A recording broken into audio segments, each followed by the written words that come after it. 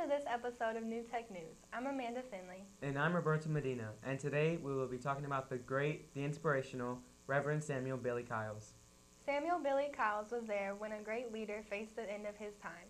In front of room 306 at the Lorraine Motel, Kyles saw his dear friend, Dr. Martin Luther King Jr., assassinated. Kyles held Dr. King in his arms as he slipped away into an eternal sleep. Kyles was a close friend to King, so his death was very hard-hitting. Reverend Kyles was a preacher who shared in the same dream and principles as Dr. Martin Luther King Jr. Samuel was born to Ludy Queen Kyles and Joseph Henry Kyles in Shelby, Mississippi on September 26, 1934. Samuel was nicknamed after a famous preacher, Billy Sunday. As a child, Kyles would baptize his pets, trying to imitate his dad, who was a preacher.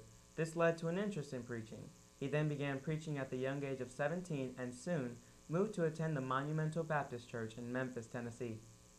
There he became a pastor of the Monumental Baptist Church in his mid-20s and joined the NAACP to fight for racial equality and the desegregation of Memphis. In 1968, Kyles helped form and lead an effort to gain community support for striking sanitation workers. After Kyles convinced the workers to go on strike, the group looked at Dr. Martin Luther King Jr. to rally even more support and lead a march in a week. The march was meant to be peaceful at first, till a group of people started smashing windows and destroying stores. After this, the police arrived and began attacking innocent protesters in hopes of containing the outbreak. Kyles managed to get Dr. Martin Luther King Jr. to safety before he was hurt. After the Civil Rights Movement, Kyles continued to be involved in his church and civil rights work. He became a founding member of the National Board of Operation Push and the executive director of Rainbow Push in Memphis. In the 1990s, Kyles was appointed by President Clinton to serve on the Advisory Committee on Religious Freedom Abroad. Kyles was then recognized with the Tennessee Living Legend Award in 1992. In 2008, a short film about witnessing Dr. King's death was created. Kyles tells about the experience, the struggles, and the accomplishments with Dr. King up until the time of King's death. Here's a quote from Reverend Kyles stated in the video. And they said, "We will shoot this dreamer and see what happens to his dream." That's where the witness comes in. And the shot rang out. Yes, you can kill the dreamer. And it was just chaos. People were running, they were hollering, they were crying. But you cannot, I must tell you, that you cannot kill the dream. The dream is still alive.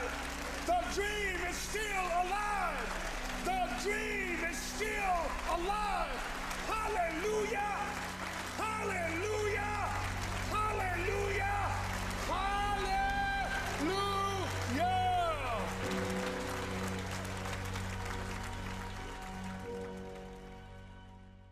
Kyles was very passionate about his beliefs and about preaching. He continued preaching till 2014 and retired in the same year after preaching for 55 years. Kyles now lives with his wife in a beautiful home in Alabama and continues to tell his story of his tragic but memorable experience with Dr. Martin Luther King Jr. and hopes to continue for peace and justice in the world.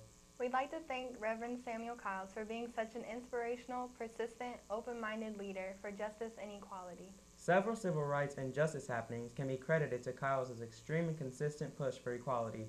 Without his efforts, we wouldn't be living the way we do today. This was your episode of New Tech News, and we're out. See you next time.